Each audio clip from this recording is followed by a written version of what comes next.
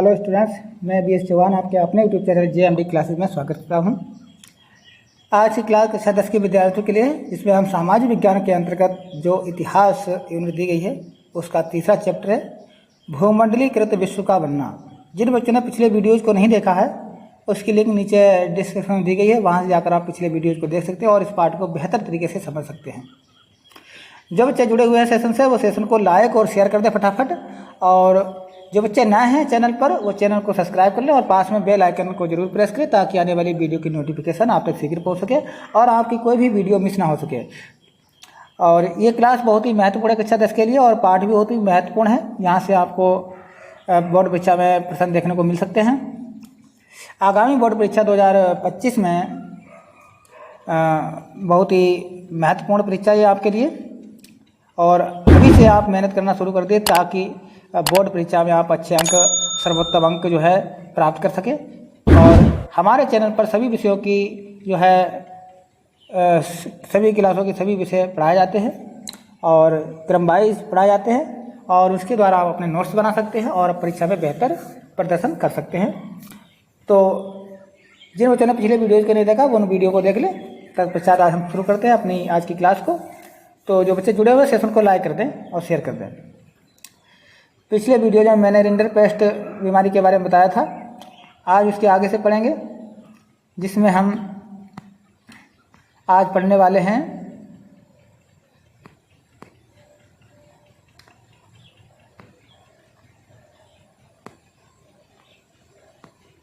आज का जो हमारा विषय है भारत से अनुबंधित श्रमिकों का जाना।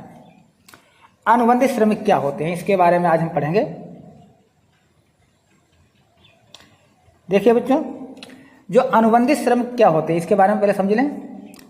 भारत से जो अनुबंधित मतलब शर्त के आधार पर, जब शर्त के आधार पर श्रमिकों को एक देश से दूसरे देशों में भेजा जाता था तो ऐसे श्रमिकों को हम गिरमिटिया के नाम से जानते हैं। किसके नाम से जानते हैं? गिरमिटिया।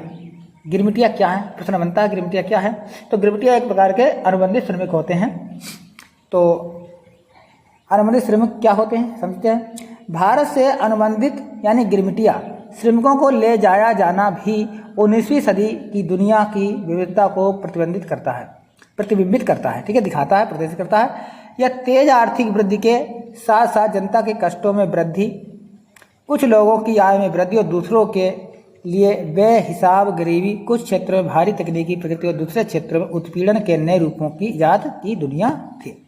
यानी इस समय जो है जहाँ पर जो है गरीब जो थे वो गरीब होते जा रहे थे, जनता कष्टों से पीड़ित थी, और कुछ लोगों की आय में वृद्धि हो रही थी, कुछ लोग धनी व्यक्ति बन रहे थे और दूसरे लोग गरीबी की ओर खींचे जा रहे थे।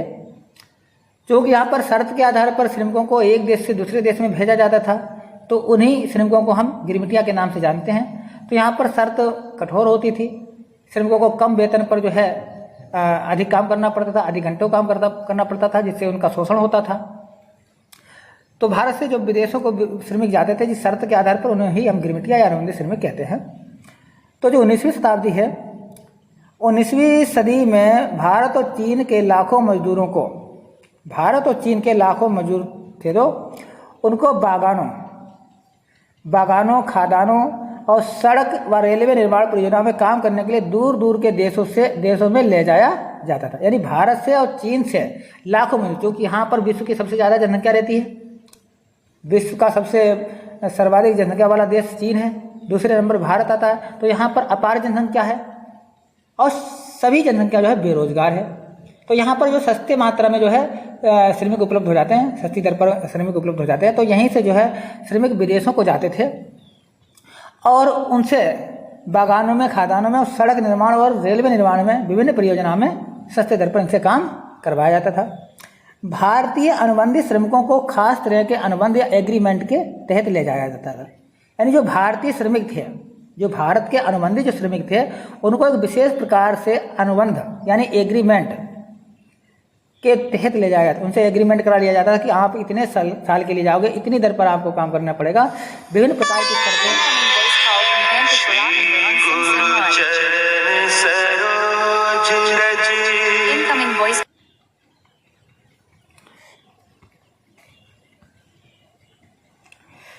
तो बच्चों एक खास शर्त के आधार पर इन मजदूरों को ले जाया जाता था। इन अनुबंधों में यह शर्त होती थी कि यदि मजदूर अपने मालिक के बागानों में 5 साल काम कर लेंगे तो वे स्वदेश लौट सकते हैं। शर्त क्या लगा दी थी? यदि वह 5 साल तक काम करेंगे वहाँ जिस देश में जाएंगे अपने मालिक के यहाँ 5 साल तक, बाध्यता क्या थी, शर्त क्या थी? 5 साल तक। 5 साल से पहले आप अपने देश नहीं लौट सकते हो। तो ये एक शर्त थी, कठिन शर्त। अब मान लीजिए कोई मालिक उसका उत्पीड़न कर रहा है श्रमिक का और उसके साथ नाइंसाफ़ी कर रहा है तो 5 साल से पहले लौट भी नहीं सकता है। तो ये सबसे कठिन शर्त यह थी। फिर भारत के ज़्यादातर अनुबंधित श्रमिक मौजूदा पूर्वी उत्तर प्रदेश, बिहार, मध्य भारत और तमिलनाडु के सूखे इलाकों से जाते थे। तो यहाँ से बच्चों बहुत महत्वपूर्ण प्रश्न बनता है कि अनुबंधित श्रमिक कहाँ से जाते थे। बहुत ही महत्वपूर्ण प्रश्न यहाँ से इस पैराग्राफ से बनता है ऑब्जेक्टिव टाइप में कि कौन जो अनुबंधित श्रमिक थे जो विदेशों को जाते थे वो किन क्षेत्रों से जाते थे भारत के। तो ध्यान रखना, पूर्वी उत्तर प्रदेश, उत्तर प्रदेश का पूर्वी भाग, बिहार और मध्य भारत। तो यहीं से प्रश्न पूछा, पूर्वी उत्तर भारत और बिहार। इसके अलावा तमिलनाडु के क्षेत्रों से भी जाते थे। और ये कैसे इलाके थे? सूखे, यहाँ पर वर्षा नहीं होती थी, सूखे इलाके थे और पैदावार भी नहीं होती थी, जिससे यहाँ के लोग बहुत गरीब थे और गरीबी के कारण ये विदेशों को नौकरी करने के लिए जाते थे, शहर में मजदूरी करने के लिए जाते थे अनुबंध के आधार पर। 19वीं सदी के मध्य में इन इलाकों में भारी बदलाव आने लगे। कुटीर उद्योग खत्म हो रहे थे। भाई कुटीर उद्योग खत्म हो रहे थे, लोगों को छोटे मोटे काम मिल जाते थे जिसके कारण वो अपनी जीविकोपार्जन कर सकते थे। अब कुटीर उद्योग ही बंद हो गए थे तो इनके सामने जो है जीविका का संकट उत्पन्न हो गया। अब जीविकोपार्जन कैसे करें, इसके लिए जो है इनको अनुबंध के आधार पर विदेशों को ले जाया गया। और ज़मीन का भाड़ा भी बढ़ गया था। खानों और बागानों के लिए ज़मीनों को साफ किया जा रहा था और इन परिवर्तनों से गरीबों के जीवन पर गहरा असर पड़ा। वे बटाई पर ज़मीन तो ले लेते थे लेकिन उसका भाड़ा नहीं चुका पाते थे। अगर बटाई पर ज़मीन ले ली, ठीक है, बंटवारे में ज़मीन ले ली तो वे उसका किराया जो होता था, जो लगान होता था, वो नहीं चुका पाते थे। उन पर कर्जा चढ़ने लगा। काम की तलाश में उन्हें अपने घर बार छोड़ने पड़े। और जब कर्जा चढ़ गया उस कर्ज को चुकाने के लिए कुछ ना कुछ करना पड़ेगा। तो वो अपने घर बार छोड़कर दूसरे देशों में जो है मजदूरी करने के लिए गए। भारतीय अनुबंधित श्रमिकों को मुख्य रूप से कैरिबियाई द्वीप समूह, जिसमें त्रिनिदाद, गुयाना और सूरीनाम, ठीक है, जो कैरिबियाई द्वीप है, जो कैरिबिया के देश होते हैं, फिर उसमें एक द्वीप होते हैं। तो इन द्वीपों में जो है इन श्रमिकों को ले जाया गया, जिसमें मॉरिशस व फिजी, जो मॉरिशस है और फिजी, यहाँ ले जाया गया। तो यहाँ से भी प्रश्न बनता है जो भारतीय अनुबंधित श्रमिक थे उनको कहाँ ले जाया जाता था? तो कैरिबियाई द्वीप, इसमें त्रिनिदाद और गुयाना और सूरीनाम और मॉरिशस और फिजी को ले जाया जाता था। फिजी और मॉरिशस देश हैं। तमिल आप्रवासी सीलोन और मलाया जाकर काम करते थे। ये तमिल आप्रवासी थे। बहुत सारे अनुबंधित श्रमिकों को असम के चाय बागानों में काम करवाने के लिए भी ले जाया जाता था, ठीक है, असम अपने देश में ही दूसरे स्थान पर ले जाया जाता था। मजदूरों की भर्ती का काम मालिकों के एजेंट किया करते थे। जिस मजदूरों की भर्ती होती थी वो कौन करता था? जो मालिक के जो एजेंट थे, जो दलाल थे, वो मजदूरों को भर्ती करने का काम करते थे। इसके लिए एजेंटों को कमीशन मिलता था, दिया जाता था।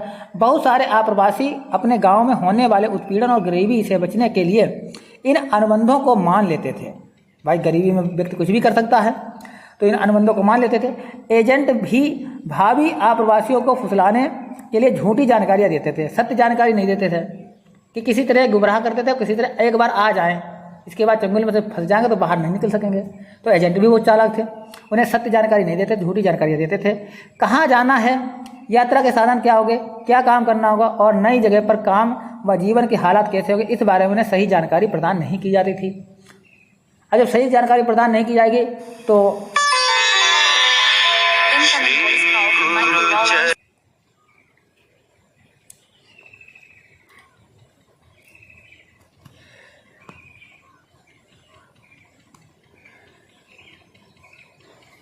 बहुत सारे आप्रवासियों को तो यह भी नहीं बताया जाता था कि उन्हें लंबी समुद्री यात्रा पर जाना है। अगर कोई मजदूर अनुबंध के लिए राजी नहीं होता था तो एजेंट उसका अपहरण कर लेते थे, यानी जबरदस्ती जो है अपने साथ ले आते थे अपहरण करके।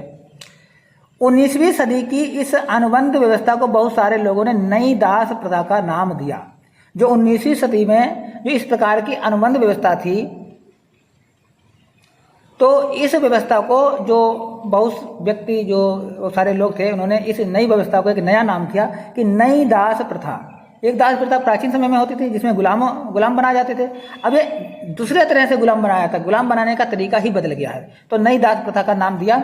और बागानों में या कार्यस्थल पर पहुंचने के बाद मजदूरों को पता होता था, तब पता चलता था जब वो वहां पर पहुंच जाते थे काम करने के लिए जहां उन्हें काम करना है, कि वैसी उम्मीद कर रहे थे यहाँ वैसे हालात नहीं है। यानी जिस उद्देश्य के साथ जो मैंने सोचा था वहाँ जाएंगे, क्या करेंगे, क्या स्थिति होगी, उनकी सोची हुई स्थिति से विपरीत स्थिति में ये चले गए। जब उन्होंने वहाँ के हालात देखे कि हमने ऐसा सोचा नहीं था, हमें यहाँ काम करना पड़ेगा, लेकिन उन्हें वहाँ काम करना पड़ा। नई जगह का जीवन एवं कार्य स्थितियाँ कठोर थी। भाई जब कोई एक स्थान से दूसरे स्थान पर जाता है, अपनी जो जिस माहौल में वो ढल गया है उस माहौल को छोड़कर दूसरे माहौल में जाता है, तो वो उसके लिए अजीब सा लगता है, अपरिचित सा लगता है, अनकंफर्टेबल लगता है, उसमें सामंजस्य स्थापित नहीं कर सकता है, तो बहुत ही असहज महसूस करता है। तो उसको सहजता महसूस करने के लिए, कंफर्टेबल महसूस करने के लिए समय लगता है। तो वहाँ पर ये लोग जो है बहुत कठिनता अनुभव कर रहे थे, और मजदूरों के पास कानूनी अधिकार कहने भर को भी नहीं थे। इसके बावजूद मजदूरों ने भी जिंदगी बसर करने के अपने तरीके ढूंढ निकाले। बहुत सारे तो भागकर जंगलों में ही चले गए। अगर ऐसे मजदूर पकड़े जाते तो उन्हें भारी सजा दी जाती थी। बहुत से अपनी पुरानी और नई संस्कृतियों का सम्मिश्रण करते हुए व्यक्तिगत और सामूहिक आत्म अभिव्यक्ति के नए रूप खोज लिए। त्रिनिदाद में मुहर्रम के सालाना जुलूस को एक विशाल उत्सवी मेले का रूप दे दिया गया, और इस मेले को होसे, ठीक है बच्चों, यहाँ ये भी इम्पोर्टेंट है, जो त्रिनिदाद में मुहर्रम का सालाना जुलूस निकाला जाता था, उस भी मेले का रूप दे दिया गया। इस मेले को क्या कहा जाता था बच्चों? इस मेले को जो है होसे कहा जाता था। होसे क्या है? यहाँ से प्रश्न बनता है बच्चों ऑब्जेक्टिव टाइम में। होसे क्या है? इमाम हुसैन के नाम पर नाम दिया गया। जो सालाना जुलूस मुहर्रम का जुलूस निकाला जाता था और इसमें जो मेला का रूप दिया जाता है, इस मेले को क्या कहा जाता था? होसे नाम दिया गया था। ठीक है बच्चों, उसमें सभी धर्मों व नस्लों के मजदूर हिस्सा लेते थे। इसी प्रकार रास्ता फरियानवाद नाम विद्रोही धर्म, जिसे जमैका के रेगे गायक बॉब मार्ले ने ख्याति के शिखर पर पहुंचा दिया था, में भारतीय आप्रवासियों और कैरिबियाई द्वीप समूह के बीच इन संबंधों की झलक देखी जा सकती है। और त्रिनिदाद और गोयना में मशहूर चटनी म्यूजिक भी भारतीय आप्रवासियों के वहां पहुंचने के बाद सामने आई रचनात्मक अभिव्यक्तियों का ही उदाहरण है। सांस्कृतिक समागम के ये स्वरूप एक नई वैश्विक दुनिया के उदय की प्रक्रिया का अंग थे। यह ऐसी प्रक्रिया थी जिसमें अलग अलग स्थानों की चीज़ें आपस में मिलजुल जाती थी। जो अलग अलग स्थान थे वहाँ से ये आपस में मिलजुल जाती थी, सामंजस्य उनमें स्थापित हो जाता था। उनकी मूल पहचान और विशिष्टता गुम हो जाती। उनकी जो मूल पहचान होती, जब आपस में मिलेंगी तो समागम हो जाएगा, एक में मिल जाएगी, तो उनकी अलग अलग जो विशेषता होती है वो समाप्त हो जाती है और सब मिलकर एक हो जाती हैं, और बिल्कुल एक नया रूप सामने आता है। एक नया रूप जो है उसके सामने आ जाता है। देखिए ये बच्चों, यहाँ पर गिरमिटिया जो मजदूर हैं, शिनाख्त के लिए गिरमिटिया मजदूरों के चित्र। मालिकों के लिए इन मजदूरों के नाम नहीं बल्कि उनकी संख्या का ही महत्व है। जो गिरमिटिया मजदूर है बहुत संख्या में जाते थे, तो ये नाम किसी के नहीं जाते थे, केवल उनकी संख्या दे दी जाती कि संख्या का कौन सा श्रमिक है, तो उनके लिए, मालिकों के लिए श्रमिकों की संख्या ही महत्वपूर्ण होती थी।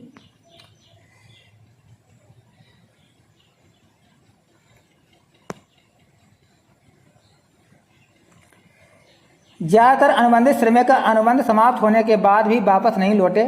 जो वापस लौटे उनमें से भी अधिकांश केवल कुछ समय वहां बिता कर फिर अपने नए ठिकानों पर वापस चले गए। इसी कारण इन देशों में भारतीय मूल के लोगों की संख्या बहुत ज़्यादा पाई गई।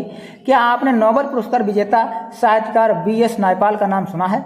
आप में से कुछ लोगों ने वेस्ट इंडीज के क्रिकेट खिलाड़ी शिवनरेन चंद्रपाल और राम नरेश शर्मन का नाम भी सुना होगा। क्या आपको ऐसा लगता है कि उनके नाम हम भारतीयों जैसे क्यों हैं? इसकी वजह यही है कि वे भारत से गए अनुबंधित मजदूरों के ही वंशज हैं। ठीक है, वहीं पर ये बस गए और वहीं पर जो है ये रहने लगे। और 20वीं सदी थी,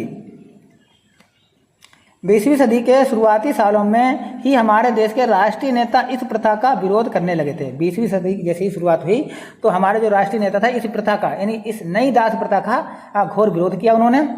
और उनकी राय में यह बहुत अपमानजनक और क्रूर व्यवस्था थी। इसमें श्रमिकों का जो था वो शोषण होता था, मानव का जो शोषण होता था। इसी दबाव के कारण 1921 में इस नई दास प्रथा को या अनुबंध श्रमिक की व्यवस्था को समाप्त कर दिया गया। लेकिन इसके बाद भी कई दशक तक भारतीय अनुबंधित मजदूरों के वंशज कैरिबियाई द्वीप समूह में बेचैन अल्पसंख्यकों का जीवन जी रहे थे। वहाँ के लोग उन्हें कुली मानते थे, उनके साथ कुलियों जैसा बर्ताव या व्यवहार किया जाता था। नेपाल के कुछ प्रारंभिक उपन्यासों में बिछोह और परायपन के इस एहसास को खूब देखा जा सकता है। जो BS नेपाल हैं, जिन्होंने ये उपन्यास लिखे हैं, उनके उपन्यासों में इनकी एक झलक दिखाई देती है।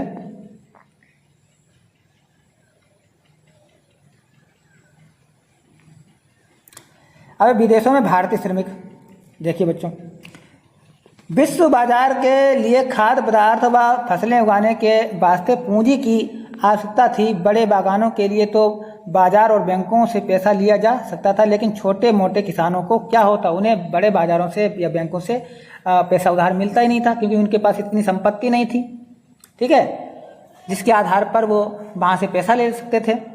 यहीं से देसी साहूकार और महाजन दृश्य में आते थे। यहीं अब जो उनके पास कोई प्रूफ ही नहीं है किस आधार पर उनको जो है लोन दिया जाए, तो इसके लिए अब साहूकार और महाजनों के पास आते थे। और क्या आपने शिकारीपुरी, श्राफ और नट्टू कोटोई चेटियारों के बारे में सुना है? ये बहुत सारे बैंकरों और व्यापारियों के में से थे और मध्य दक्षिण पूर्व एशिया में निर्यातोन्मुखी खेती के लिए कर्जे देते थे। इसके लिए वे या तो अपनी जेब से पैसा लगाते थे या यूरोपीय बैंकों से कर्जे लेते थे। उनके पास दूर दूर तक पैसे पहुंचने की ऐसी व्यवस्था होती थी। और यहाँ तक कि उन्होंने व्यापारिक संगठन, जो व्यवसायिक संगठन या व्यापारिक संगठन और क्रियाकलापों के देशी स्वरूप को भी विकसित कर लिए थे। और अफ्रीका में जो यूरोपीय उपनिवेशकार थे, उनके पीछे पीछे भारतीय व्यापार और महाजन भी जा पहुंचे। हैदराबादी सिंधी व्यापारी तो यूरोपीय उपनिवेशों से भी आगे तक जा निकले और 1860 के दशक में उन्होंने दुनिया भर के बंदरगाहों पर अपने बड़े बड़े एम्पोरियम खोल दिए और इन दुकानों में सैलानियों को आकर्षक स्थानीय और विदेशी चीज़ें मिलती थीं। और यह एक फलता फूलता कारोबार था, क्योंकि सुरक्षित और आरामदेह जलपोतों के आ जाने से सैलानियों की संख्या में दिन प्रतिदिन जो है बढ़ने लगी। अब इस स्थिति में जो भारतीय व्यापार था, उपनिवेशवाद था और वैश्विक व्यवस्था थी, उसमें क्या बदलाव हुए, उसमें कौन कौन सी विशेषताएं देखने को मिलती है, इस पर चर्चा करेंगे। देखिए, भारत में पैदा होने वाली जो महीन कपास थी, महीन कपास का यूरोपीय देशों को निर्यात किया जाता था। भारत में जो कपास पैदा होती थी वो सर्वोत्तम प्रकार की कपास होती थी और महीन होती थी। ये यूरोपीय देशों को निर्यात किया जाता था और औद्योगिकरण के बाद ब्रिटेन में भी कपास का उत्पादन होने लगा था। इसी कारण वहाँ के उद्यमियों ने सरकार पर दबाव डाला कि कपास के आयात पर रोक लगाए और स्थानीय उद्योगों की रक्षा करे। इसके परिणाम स्वरूप जो है ब्रिटेन में आयातित जो कपड़े थे, देखिए ये जो है चित्र आप देख रहे हैं, ये चित्र ईस्ट इंडिया कंपनी के हाउस लंदन का है। ईस्ट इंडिया कंपनी के दुनिया भर में चलने वाले कार्यों का केंद्र यहीं से था। यहीं से जो है सारे डॉक्यूमेंट या व्यापार होते थे। ये केंद्र बिंदु था, ये हेड ऑफिस था ईस्ट इंडिया कंपनी का। देख लीजिए बच्चों,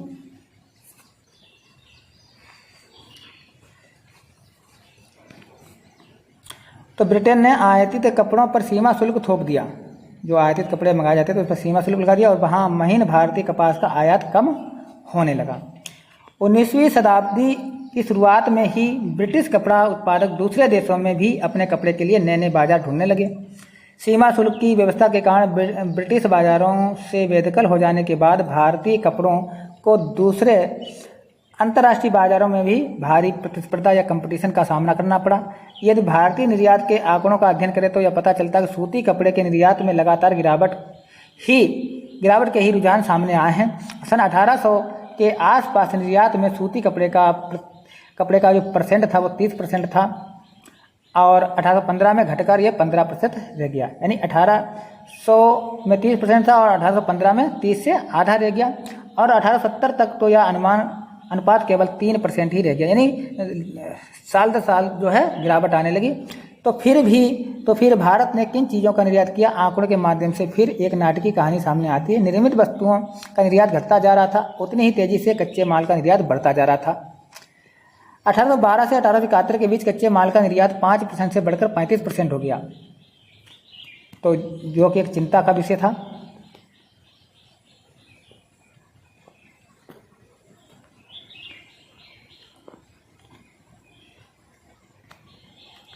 कपड़ों की रंगाई के लिए इस्तेमाल होने वाले नील का कई दशक तक बड़े पैमाने पर निर्यात होता रहा। जैसा कि आपने पिछली कक्षाओं में पढ़ाई था 1820 के दशक में चीन की बड़ी मात्रा में अफीम का निर्यात किया जाने लगा था और कुछ समय तक तो भारतीय निर्यात में अफीम का हिस्सा ही सबसे ज़्यादा रहा। ब्रिटेन की सरकार भारत में अफीम की खेती करवाती थी और उसे चीन को निर्यात कर देती थी।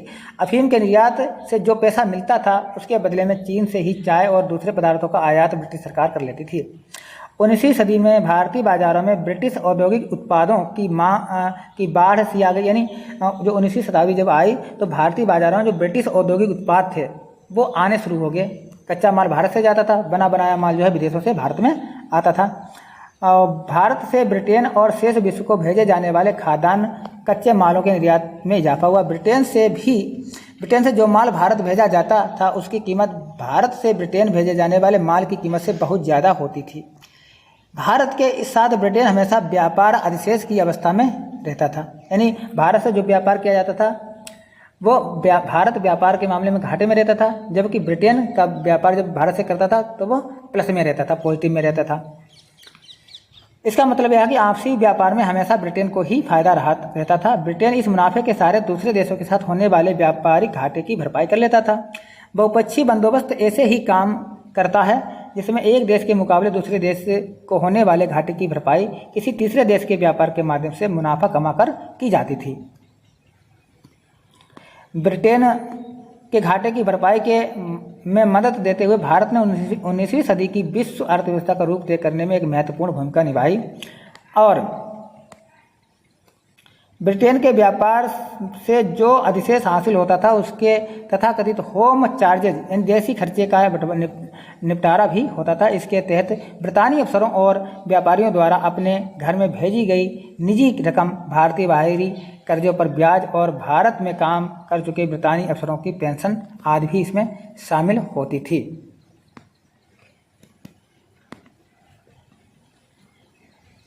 तो ये चित्र बना हुआ है बच्चों व्यापारिक क्षेत्र का, कौन कौन समुद्री मार्ग हैं, जमीनी मार्ग हैं और बंदरगाह हैं। ये 17वीं शताब्दी का दृश्य है। अब अगला है पॉइंट, एक नया पॉइंट है महायुद्धों के बीच की अर्थव्यवस्था। क्योंकि जो महायुद्ध हुए थे, अर्थव्यवस्था जो प्रथम विश्व युद्ध हुआ था अगस्त 1914 से 1918 के मध्य, इन महायुद्धों के बीच जो अर्थव्यवस्था थी वो लड़खड़ा गई थी। तो इसके बारे में इस टॉपिक को हम अगले वीडियो में पढ़ेंगे और उस पर जिक्र करेंगे किस प्रकार से इस महायुद्धों के बीच की अर्थव्यवस्था हुई। तो मिलता है नेक्स्ट वीडियो में, तब तक के लिए धन्यवाद।